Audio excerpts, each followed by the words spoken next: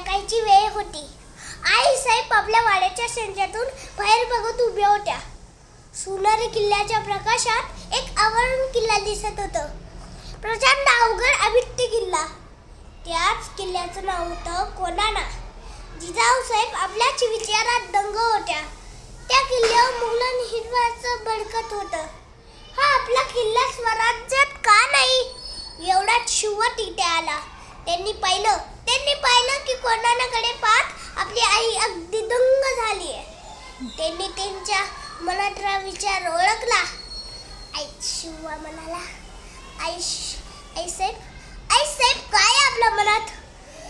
ह्या किल्ल्यावरचा इस्मान निशाल मला पोचतंय. आईचीच विचार ती पूर्ण करायलाच हवी. शिवानं लगेच आपल्या मावळ्यांना बोलवलं. सगळे जमा झाले. आता महाराज कोणती कहाणी सांगणार ते ऐकून सगळ्यांनी काउंट टोकारले. महाराजांनी कोंढाणा किल्ला विचार सांगितला. कोण जिंकल हा गड भाग चावडोर होता. महाराजांनी शब्द टाकला. ताडकन एक मावळा उठला आणि म्हणाला, मी जिंकतो कोंढाणा गड.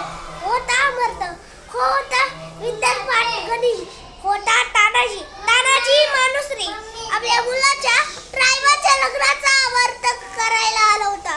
शिवा म्हणाला, मग हे कोणी दुसऱ्या कुणाला तरी सांगतो.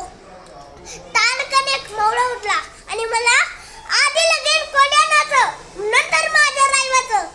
तर शिवाजीने शब्द वाजवले. आशीर्वाद त्यांच्या बाजूला ठेवलं. शिवाजी महाराजांचं काम हे पहिल्यांदा करायचं हा त्याचा वाणा.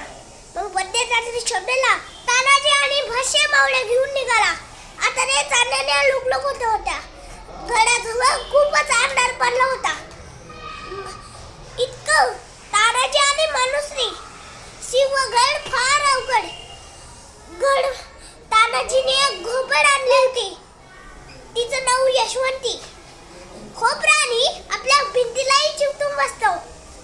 तानाजीने दिल्ली दोरी बांधली आणि दिली उभ्या गालावर फेकून. पण 2 वेळा घोपर खाली पडली. तानाजीला आला राग. तो घुडपडीला म्हणाला, यशवंती आता पुन्हा पडलीस तर भाकरे पडून कच्चा खाईन. मग काही गंमत घोडपड बसली ते काढायला चिटकून. तानाजी आणि त्यांचे मावळे भराभर चालून वर गेले. मग नंतर तलवार घेऊन मावळ्यांच्या अवतारी घरकुल लढाई सुरू झाली. एकामेकांवर मैदानात उतरला. कोणी तानाजी एकमेकांशी लढू लागले. ते इतक्या जोरात लढत होते की 2 वेळा कापत होते. वीज घावचं पडून दोघेही खाली पडले. तानाजीची ढालच तुटली. आता काय? तानाजी डगमगला नाही. त्यांना आपला पेटा हातावर गोंधळला आणि लागला की लढायला भात. शिवाजी महाराज आपल्या कोंढाणाकडे पाहत उभे होते. तेवढ्यात गडावर महाराजांना आग पेटलेली दिसली.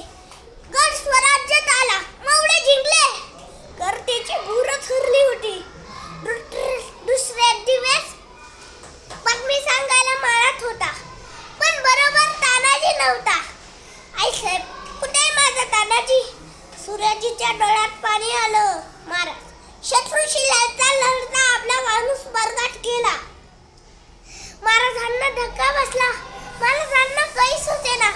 अरे माझा तानाजी गेला. गड आला